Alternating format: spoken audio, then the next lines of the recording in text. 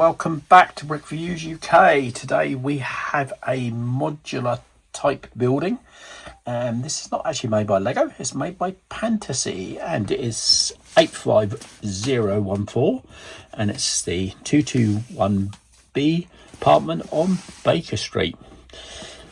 Okay, so you can see it's in the design of a modular, not a modular per se. I don't think it's the actual size of a modular. I believe the depth is, but not the width. I believe someone said to me. What have we got on here size wise? So we've got 19.3.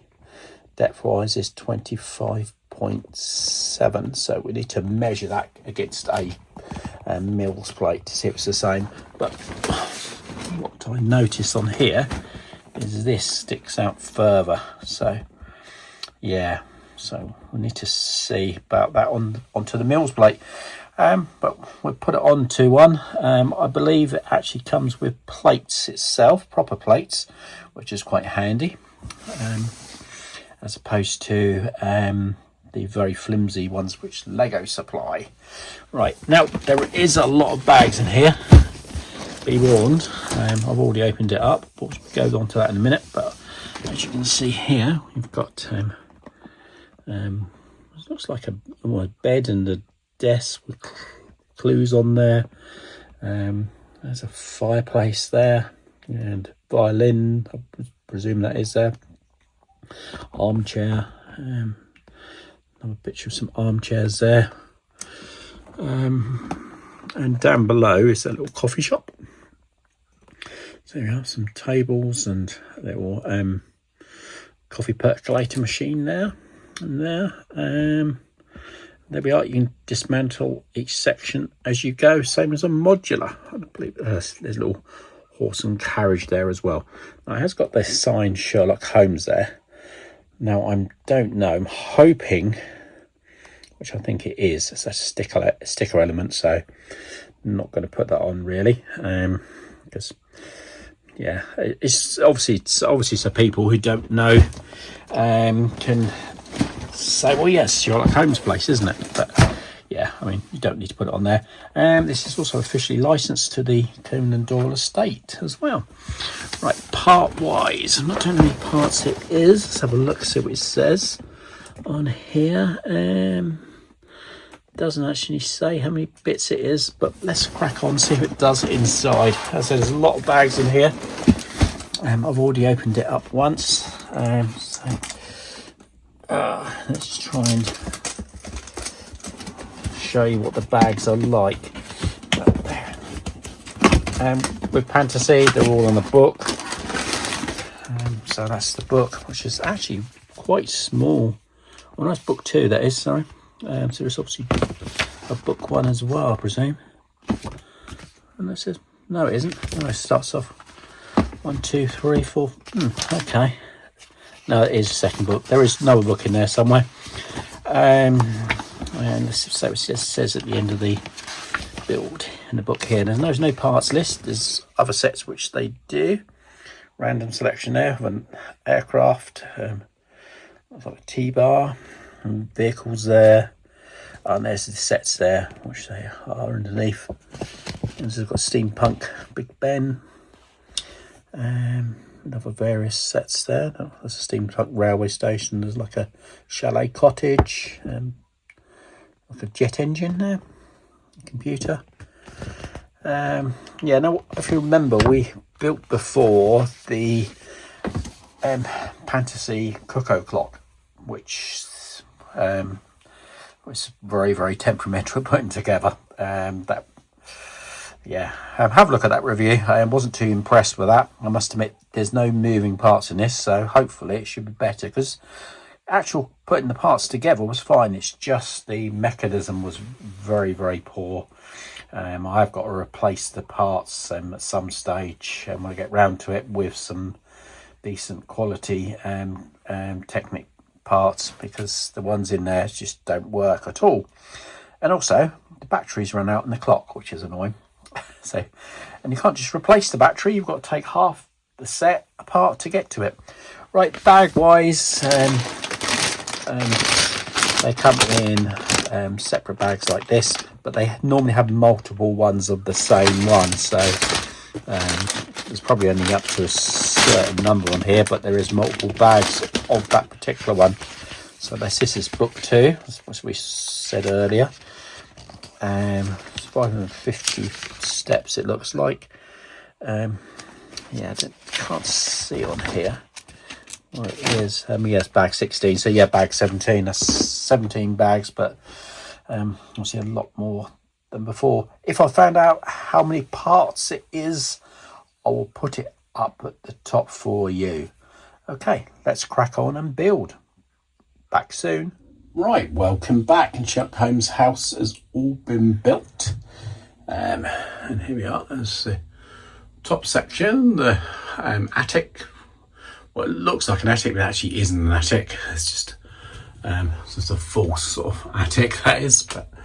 And then we've got upstairs bedrooms, and then below we have got the laboratory, library, etc. And down here we have got obviously the main entrance to the flat, and it's got stairs which go up, and then we've got a little shop or coffee shop here on this side. You can put a sign across there which says Sherlock Holmes, but didn't really like that. So what I'm going to do now is I'm going to attempt to take off the floors one by one and show you what's inside it. So I'll probably need to pause this, and as I do this, because probably disaster will happen, so bear with me. We'll just take the first floor off. Right, and here we are. Here is the bedrooms. I presume this one's Sherlock's, and Dr. Watson's got a small little one there.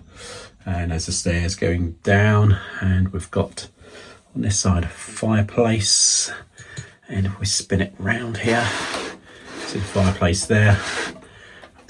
And bear with me, just losing a bit on the corner. And here we've got his sort of like clue board, etc. And in here, the violin, the music sheet, and his bed just there. Okay, let me review the next floor. Right, and so here's the next floor down, and this is basically like a sort of study, etc.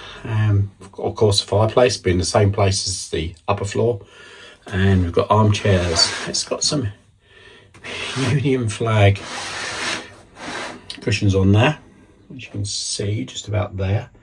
I don't know if they'd be of the time, I must admit, but obviously you could change them for black ones. They're just tiles they are. And here we've got a map on there, and a little sofa, and we've got some reading material there. Meant to be a little chessboard and tea and coffee. And over here we have got like this lab. You see the chemistry set there, and it looks like a sink there for doing different things in. A little cupboard above.